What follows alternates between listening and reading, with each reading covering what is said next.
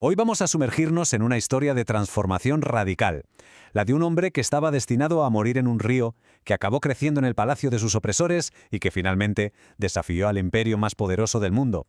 Es la increíble vida de Moisés, de fugitivo a profeta, de pastor a libertador. Y esta es la pregunta que lo guía todo, ¿no? ¿Cómo es posible que un fugitivo, alguien que huye de la justicia por un asesinato, termine convirtiéndose en el liberador de toda una nación? Para entenderlo, claro, tenemos que irnos al principio de todo. La primera etapa de la vida de Moisés es una historia de contrastes brutales, de dos mundos completamente opuestos. Todo empieza con un acto de supervivencia desesperado que lo lleva a los pasillos del poder, para luego terminar en un exilio repentino y absoluto. Nació en el peor momento posible. El faraón había dado una orden terrible: matar a todos los niños hebreos recién nacidos. Su madre, para salvarle la vida, lo mete en una cesta y lo deja en el río Nilo. Pero, como en las grandes historias, el destino hace de las suyas. Lo encuentra la mismísima hija del faraón, que lo adopta y lo cría como a un príncipe egipcio. Le pone de nombre Moisés, que significa algo así como sacado de las aguas. Aquí se ve el contraste del que hablábamos. Es una vida partida en dos. Por un lado, el príncipe de Egipto, educado en la élite, rodeado de lujos y de poder. Por otro, el fugitivo en Madián, un simple pastor con una vida sencilla, un marido, un padre. ¿Qué pasó para que todo cambiara tan drásticamente? Pues un arrebato de justicia. Vio cómo un capataz egipcio maltrataba a un esclavo hebreo. Intervino, lo mató y tuvo que huir para salvar el pellejo. Su vida, si la miramos con perspectiva, se divide perfectamente en 3 actos de 40 años cada uno. 40 años como príncipe, aprendiendo cómo funciona el poder desde dentro. 40 años como pastor, una vida de soledad, de introspección en el desierto. Y los últimos 40 como líder de su pueblo, guiándolos a través de ese mismo desierto. Después de 4 décadas en Madián, cuando Moisés probablemente ya pensaba que su vida anterior era solo un recuerdo lejano, tiene un encuentro que lo va a cambiar absolutamente todo. Es el momento en que deja de ser un pastor anónimo para recibir una llamada divina. Imaginen la escena. Está con sus ovejas cerca del monte Horeb y de repente ve algo imposible, una zarza que arde en llamas, pero el fuego no la consume, no se quema. La curiosidad le puede, se acerca y es entonces cuando escucha una voz que lo llama por su nombre. La misión que le encomiendan es monumental. Tienes que volver a Egipto y liberar a tu pueblo.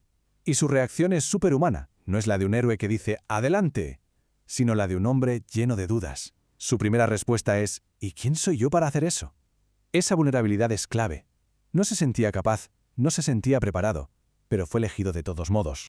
Y aquí empieza el gran enfrentamiento. Moisés, ya con 80 años, respaldado por la autoridad de Dios, se planta cara a cara con el poder absoluto del faraón.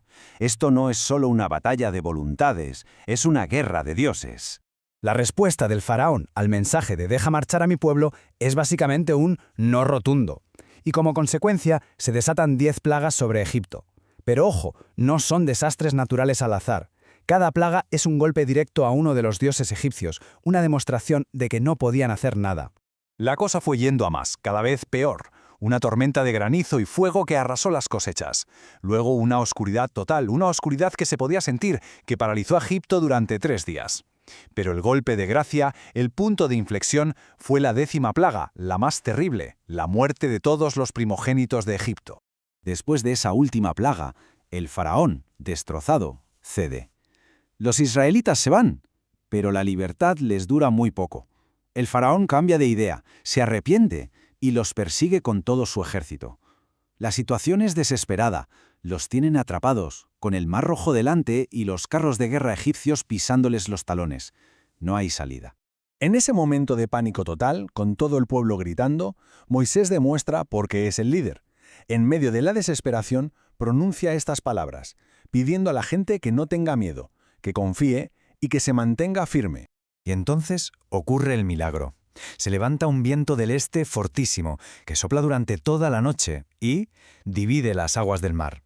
Se abre un camino de tierra seca en medio del mar. Un pueblo entero cruza caminando hacia la libertad, mientras el ejército que los perseguía es engullido por las aguas. Vale, han escapado de Egipto, son libres, pero ¿y ahora qué? Ya no son esclavos, pero tampoco son una nación. Necesitan una identidad, unas leyes. Y todo ese proceso de construcción nacional tiene lugar en un sitio, el monte Sinaí. En el centro de todo esto está la idea de pacto, y es importante entenderlo bien. No es un contrato como los que firmamos hoy, es un acuerdo sagrado, vinculante, que establece una relación entre Dios y el pueblo, definiendo sus responsabilidades y su propósito como nación. Y el núcleo de ese pacto, su esencia, son los famosos 10 mandamientos, grabados en 2 tablas de piedra que Moisés recibe en la cima de la montaña. Esas leyes se convierten en la base moral en la constitución de la nueva nación de Israel. Pero la ironía es tremenda. Mientras Moisés está en la montaña recibiendo la ley, abajo el pueblo, impaciente, asustado, rompe el pacto casi en el mismo momento de sellarlo. Construyen un ídolo, un becerro de oro para adorarlo. Cuando Moisés baja y ve esa traición, su ira es tal que estrella las tablas de la ley contra el suelo. Y con esto llegamos al acto final de la vida de Moisés. Y es una historia, la verdad, bastante agridulce, la de un viaje larguísimo por el desierto y un destino personal que está marcado por el triunfo, sí, pero también por una profunda tragedia. La rebelión del pueblo y su falta de fe, sobre todo después de escuchar a los espías que enviaron a la tierra prometida, tuvo una consecuencia terrible.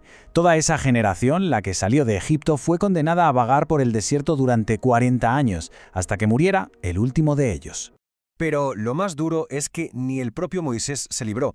En un momento de pura frustración con el pueblo, que se quejaba por la falta de agua, en lugar de hablarle a una roca para que brotara agua, como se le había ordenado, la golpeó con ira.